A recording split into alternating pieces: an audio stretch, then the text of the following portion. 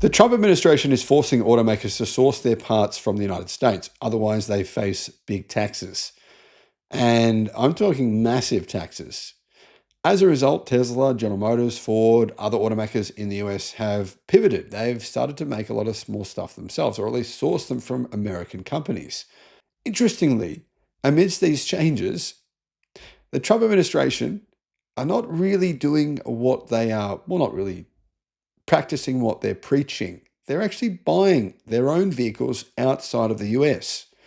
I think this is really a good example of the hypocrisy from Donald Trump that we've seen numerous times this year. Hello, my friends. Welcome to the channel. I'm Sam Evans. You're watching the Electric Viking.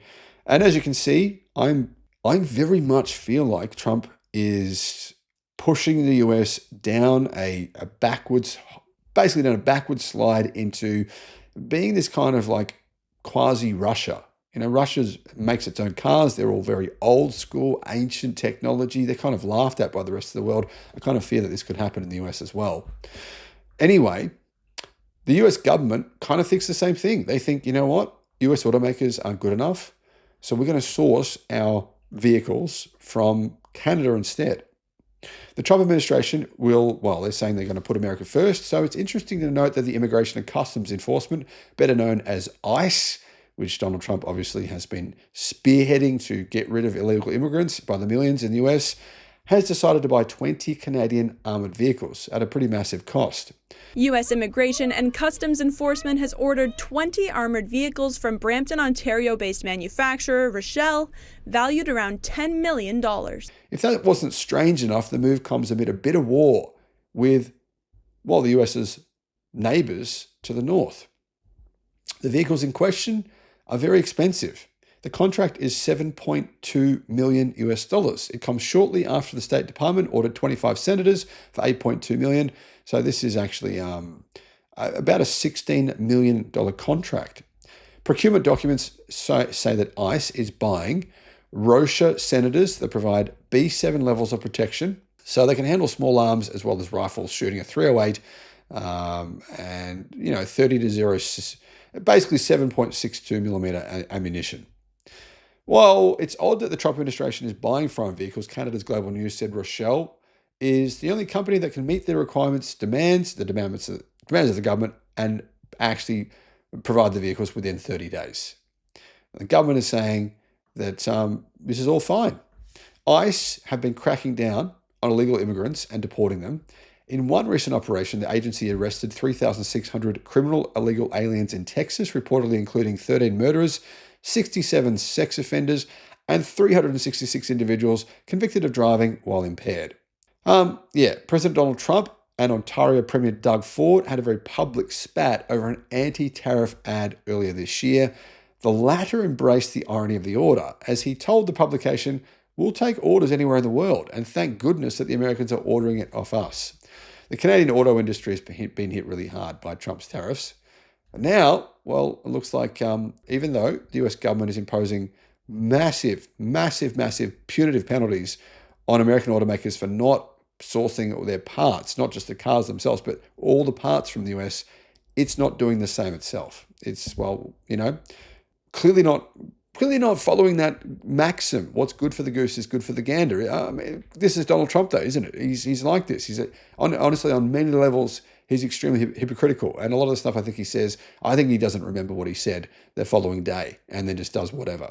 But hey, maybe I'm missing something. If you're a fan of Donald Trump, don't let us know in the comments, but no, you can if you want. Thanks for watching. Bye-bye. One of the smartest people in the automotive industry worldwide is former General Motors executive Michael Dunn. He should be a CEO of a car company. He has said this: China is gutting Western automakers. The formula: scale up, flood in, and starve out. And this formula that Chinese car manufacturers are using is certainly not novel. It's not new. Chinese companies have been, and not just Chinese companies, but companies from other countries as well, have been using this strategy now for decades. But it appears that legacy automakers, as I obviously and many others predicted 5 years ago, just weren't prepared for it and still are not prepared for it. Guys, I'm with PowerShop for my EV charging electricity plan. You can get a $100 credit on your electricity bill. Plus, if you sign up with my referral link in the description below, you'll get an additional, that's $175 of credit to sign up to PowerShop. I use the EV Day Saver plan. And the reason is because for those 2 hours from 12 till 2 p.m. in the day, you get electricity completely free. So yeah, 2 hours a day, it's probably going to cover your electricity bills for your EV every day. Basically, you can charge your EV for free on this plan. I'll put a link in the description below. Hello, my friends. Welcome to the channel. I'm Sam Evans. You're watching the Electric Viking. China is gutting Western automakers, whether they realize it or not. Make the world more dependent on China. Make China less dependent on the world, said the president of China to Politburo in a dual circulation strategy in May of 2020. Make the world more dependent on China, make China less dependent on the world. That's exactly what they are doing. I mean, China owns 80% of the world's battery production, and pretty much all of its affordable battery production. If China's goal, Michael Dunn says, is total domination of the global auto industry, the master plan might look something like this. Scale up, build enough capacity to supply more than half of the world's annual demand for vehicles, more than half of the world's annual demand for vehicles, and they're still scaling up. Flood in.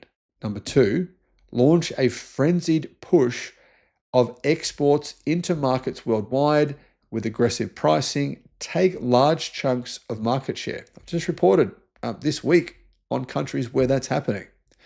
Number 3, starve out. Restrict competitors' access to key material and manufacturing inputs, thereby limiting their ability to build competitive products.